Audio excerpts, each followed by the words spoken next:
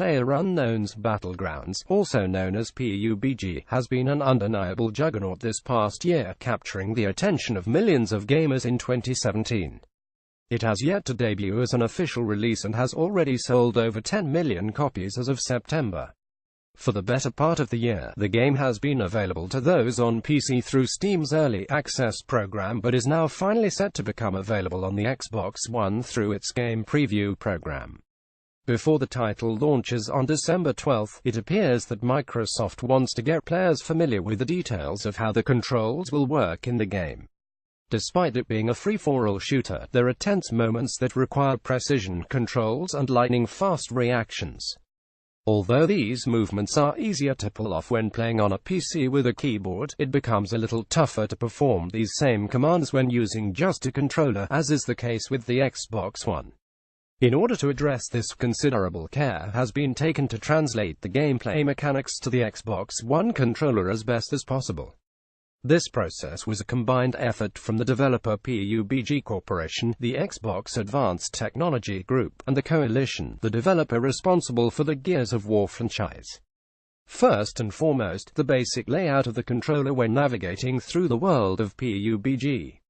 As you can see, movement is pretty straightforward, but players are given secondary actions by holding buttons. This also applies to the menu button, which will give players quick access to see the controls list, alter the look sensitivity, or invert the look axis. When preparing to shoot at an opponent, the control scheme will change, going from the basic layout to one that caters to dialing in the aim of your weapon. The menu above is what you can expect, with options to hold one's breath, changing fire modes, and more.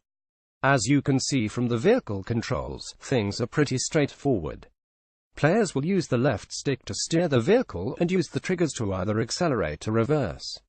In order to use the vehicle for transportation, the X button will have to be pressed to interact with it first.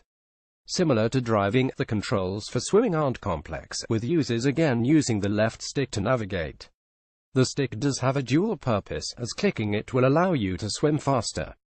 An important part of PUBG is the use of the map, due to there being blue and red zones. Both of these zones are meant to keep the pace flowing during the game. The blue zone is the safe area and will progressively reduce in size over the course of the game. The area on the map that will become the blue zone is always selected at random.